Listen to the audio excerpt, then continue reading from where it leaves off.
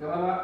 Baik Pak Adi. Alhamdulillah. Jadi kesempatan nih Pak ya, Bapak kan akan melakukan coaching hari ini. Ya betul. Jadi sebelum Bapak makan coaching, kita akan pernah coaching dulu Pak. Oke, siap Pak. Jadi pada kesempatan kali ini Pak, kita akan bahas tentang rubrik penilaian untuk Bapak coaching. Oke Pak, siap Pak. Yang pertama Pak ya, ini pertanyaan pertama nih Pak. Bapak ingin saya bantu mengembangkan kompetensi yang mana Pak di coaching ini?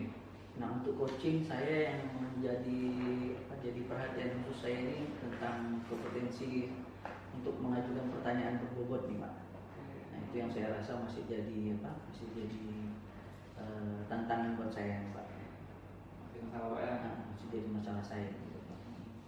Oke, yang kedua Pak, bagian mana yang nanti Bapak ingin untuk saya amati? Sesuai dengan tadi masalah saya tentang pertanyaan berbobot, berarti saya ingin meningkatkan kemampuan untuk mengajukan pertanyaan yang berbobot dalam durasi yang singkat pada saat berdiskusi dengan coaching, karena pada saat coaching itu kan coaching langsung bercerita gitu kan, sedangkan kita kan tetap langsung harus menyimak, memahami serta memberikan pertanyaan yang bisa menginspirasi atau memotivasi seperti itu. Nah, itu yang jadi tantangan saya Pak. Itu Ya. yang ketiga nih Pak, bagaimana penilaian Bapak sendiri terhadap apa yang kita kembangkan hari ini? Jadi karena kemampuan saya itu saya merasa ya Pak ya, jadi dalam langsung membuat rangkuman secara singkat sehingga langsung bisa saya susun pertanyaan untuk memancing atau menginspirasi atau memotivasi coach yang akan saya hadapi gitu, Pak. Ya. Yang terakhir Pak ya, apa harapan dari Bapak pada kegiatan observasi hari ini? Ya, dari pada kegiatan observasi hari ini, pada kegiatan observasi coaching hari ini, bahwa harapan saya itu kedepannya dapat lebih cepat menyimak, cepat merangkum, cepat untuk membuat pertanyaan yang berbobot sehingga akan bermanfaat pada saat saya di sekolah dalam melakukan coaching terhadap rekan sejawat atau kepada murid saya gitu Pak. Tadi terakhir Pak ya, jadi kegiatan pra coaching kita sudah selesai nih Pak. Terima kasih Pak. Nah, silakan Pak. Mohon bantuannya Pak. Siap Pak. Selamat Pak ya. Selamat pagi Pak Ida. Pagi Pak Izar, apa kabar nih Pak Izar? Alhamdulillah sehat Pak Ida. Nah, seperti yang sudah kita janjikan, Iya ya. jadi apa yang kira-kira bisa saya bantu hari ini Pak Izar? Oh iya, gini Pak Ida. Di dalam kelas saya itu Pak ada masalah sih yang ingin saya maksudnya yang saya curhatkan lah dengan Pak Ida ini ya. Itu masalah perkalian. Masalah perkalian anak ini di kelas ini masih rendah sekali kemampuan anak itu dalam perkalian. Nah, itu sih masalah yang ingin saya bicarakan dengan Pak Ida seperti itu. Oh iya, jadi kira-kira dari perbincangan kita hari ini apa tujuan Pak Izar untuk setelah kita diskusi ini, apa tujuan yang ingin Pak Izar capai gitu? Tujuan yang ingin saya capai di sini yang pertama mungkin mencari solusi lah kali ya. Iya. Bagaimana cara mempermudah anak itu supaya anak itu dalam pelajaran matematika khususnya perkalian itu anak itu menjadi lebih semangat, menjadi lebih cepat paham. Karena kita tahu soal matematika ini kan, apalagi kalau perkalian ini di setiap materi pelajaran itu selalu ada. Nah, itulah yang ingin saya tingkatkan atau tujuan dari coaching ini. Oke, jadi ada permasalahannya di dalam pemahaman perkalian gitu Iya, Pak ya. iya. Oke, jadi sebelum kita melangkah lebih lanjut ya pembahasannya, jadi saya ingin tahu nih Pak, kira-kira dari penilaian Bapak pada saat ini untuk skala 1 sampai 10 tingkat kemampuan pemahaman murid Pak Izar dalam perkalian ini di tahap berapa? 4 kali Pak. 4. Agak rendah sekali Pak. Masih Nah, nyampe ya. itulah makanya saya cari solusinya ini bagaimana anak didik saya nanti ini bisa lebih menunjukkan ke 80 atau ke 90 lah. Oh, jadi harapan Pak Izar ke depannya ini ingin meningkatkan dari yang semula 40 menjadi paling tidak 70 atau 80 gitu Pak ya. Oke, jadi sebelum kita membahas tentang solusi atau rencana bagaimana, saya pengen tahu dulu nih Pak, kira-kira dari permasalahan yang nilai pemahamannya dulu pergaliannya agak rendah, kira-kira penyebabnya apa sih menurut Pak Izar nih, menurut Pak Izar alami gitu, kira-kira penyebabnya apa sih? Jadi menurut saya yang anak-anak di kelas saya ini kurang dalam memahami perkalian matematika itu. Ya.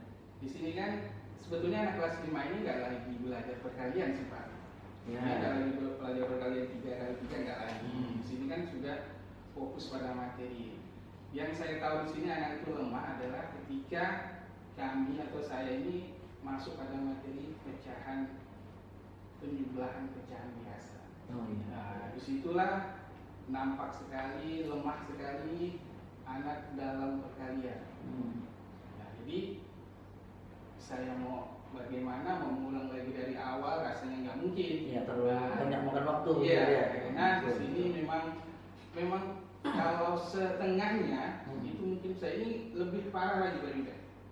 Nah, dari 28 anak itu mungkin hanya dapat hitung dengan jari lah anak yang paham kemudian bagaimana cara perkalian seperti itu. Nah, jadi dengan masalah ini saya kemarin itu mencoba mencari jalan keluarnya. Pertama itu dengan menghafal. Menghafal perkalian, dan saya tekankan ke anak, kalian hafalnya itu nggak usah sampai perkalian 1 sampai 10. Cukup ya perkalian 1 sampai 5 atau 2 sampai 5 karena perkalian 1 kan sama. Karena soalnya ini kan anak kan udah nggak lagi kelas bawah, kelas atas. Pak, nanti perkalian, terus ada anak bertanya, Pak, nanti perkalian 6 bagaimana? Kalau perkalian 6 kita menggunakan jari. Nah, jadi saya sendiri baiknya pertama itu anak-anak itu pasti dalam menggunakan jari dan dia cukup menghafal perkalian 2 sampai 5 saja. Oh, jadi sebelum-sebelumnya itu Pak Izar langsung menerapkan pembelajaran tentang penjumlahan pecahan, pecahan biasa, pecahan campuran, langsung itu ya. Langsung. Kemudian pada hasilnya itu tidak memuaskan juga ya. Sangat tidak memuaskan. Soalnya begini Pak Yuda, anak udah di kelas 5 itu kan kalau pemikirannya itu udah sip lah masalah perkalian kan. Seharusnya. Kalaupun ada mungkin hanya 1-2 orang saja kan, tapi kenyataannya itu sangat terbalik. Hanya yang bisa itu hanya 8 orang, yang selebihnya itu belum bisa. Bisa boleh dikatakan belum bisa lah. Kalau bisa sendiri itu mungkin masih bisa. Contoh dalam perkalian berusun ke bawah kan, itu saja bingung. Jadi yang mau saya tanyakan tadi, Pak Izar ada menyebut sedikit tentang perkalian jari ya, perkalian menghitung perkalian cepat dengan jari gitu ya. Nah ini dasar Pak Izar mengambil metode itu apa? Yang pertama di sini rasanya supaya anak itu cepat ingat.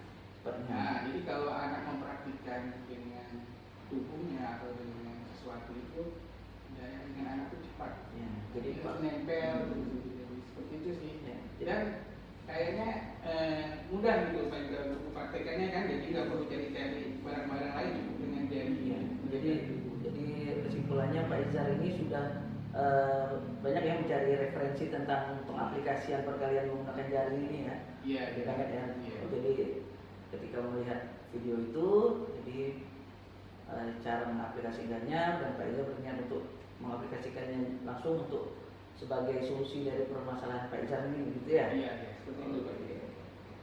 Kemudian kira-kira selain perhitungan perkalian dengan jari, Pak Izar pernah nggak dengar tentang pemanfaatan sempoa?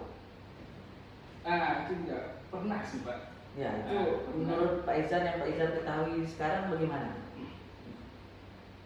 Kayaknya perlu saya diterapkan di. Kira-kira bisa nggak menjadi alternatif begitu untuk alternatif solusi lah ya dari yang permasalahan yang Pak Izar kira-kira gimana? Iya, iya, beda ya. Itu kan merupakan alat peraga juga. Iya, kan? nah, ya. Jadi mungkin Alat bantu ya juga ya. alat itu mungkin anak lebih cepat dalam memahami proses peraga tersebut juga. Oke. Di sekolah itu kan ada kelas paralel nih. Apakah Iya. kelas paralel yang lain itu mengalami hal yang sama atau bagaimana Pak? Sama. Sama. Oh ya, jadi kalau begitu mungkin bisa kolaborasi dengan sesama wali kelas yang kelas paralel mungkin ya.